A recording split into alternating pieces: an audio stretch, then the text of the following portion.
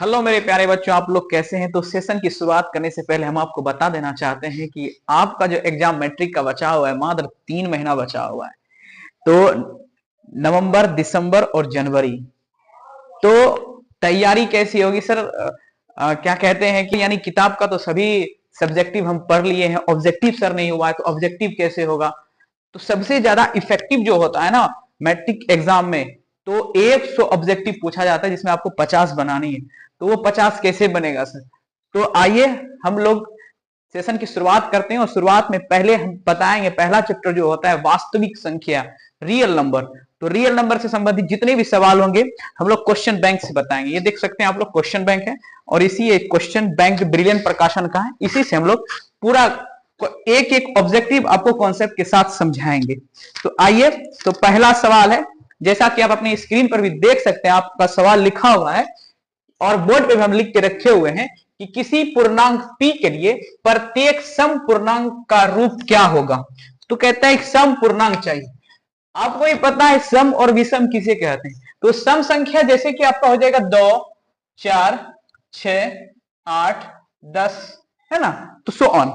उसके बाद विषम संख्या, विषम संख्या किसको कहते हैं? 1, 3, 5, 7, 9, सो ऑन, हाँ या ना, इंफिनिटी तक। तो कहते हैं सर इसका आंसर क्या होगा? तो किसी पूर्णांक p के लिए सम पूर्णांक का रूप क्या होगा? सम पूर्णांक कौन हो सकता है? तो ध्यान से देखिए आप लोग, 2p+1 देख सकते हैं आप, जिसके लास्ट में 1 हो वो विषम हो जाता है। सर आप ये कैसे कह सकते हैं कि विषम ये होगा वो? तो आइए हम लोग क्लियर करेंगे। वो हम क्या कह रहे हैं, जिसके लास्ट में 1 हो वो विषम होगा, या जिसके लास्ट में 1 हो, 3 हो, 5 हो, 7 हो, 9 हो, तो वो क्या हो जाएगा? विषम हो जाएगा। तो आप कैसे कह सकते हैं कि विषम ही होगा, सम क्यों नहीं होगा? तो आइए समझने का प्रयास करते हैं कि इसका आंसर कौन सा होगा। तो ध्यान से देखिए, हम इस एक कैलकुलेट करते हैं कि 2p+1, पहला ऑप्शन हम उठाते हैं तो ये हो जाता है 2p+1। तो 1p का मान आप 1 रखिए। p का मान यदि हम 1 रखते हैं तो 2 गुना 1 + 1, तो क्या होगा? 2 × 2 + 1, क्या मिला हमको? 3 मिला ना। तो 3 क्या है? विषम है, विषम संख्या है। तो विषम की बात नहीं हो रही है, सम संख्या की बात हो रही है, तो यह ऑप्शन आपका नहीं होगा। ठीक है, उसके बाद दूसरा ऑप्शन देखते हैं। दूसरा ऑप्शन में क्या है? सिर्फ p है, तो p का मान 1 रखिए, तो 1 भी तो एक विषम संख्या है, बात हो रही है सम संख्या। अब आइए यहाँ पे p+1, ध्यान से देखिए, वही हम कॉन्सेप्ट क्लियर करना चाहते हैं कि जिसके लास्ट में 1 हो, 3 हो, 5 हो, 7 हो, तो जिसके लास्ट में विषम संख्या तो वो विषम होगा, सम नहीं होगा। तो आइए सम देखते हैं, यहाँ पे सम है, सम की बात हो रही है, तो आइए 2p+1 है, हाँ है ना। तो 2p को देखते हैं, सिर्फ 2p।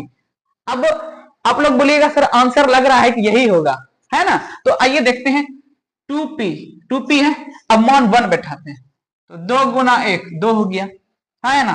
फिर p का मान 2 बैठाएंगे, p का मान 2 बैठा करके देखते हैं, 2 गुना 2 कितना हो गया? 4। फिर p का मान 3 बैठा करके देखिए, 2p = 2 गुना 3, तो कितना हो गया? 6। तो 2 4 6, 2 4 और 6, तो क्या मिला? वो सम मिला। तो फाइनली आपका आंसर क्या हो गया? तो ये सम होगा, ये आपका आंसर हो जाएगा 2p।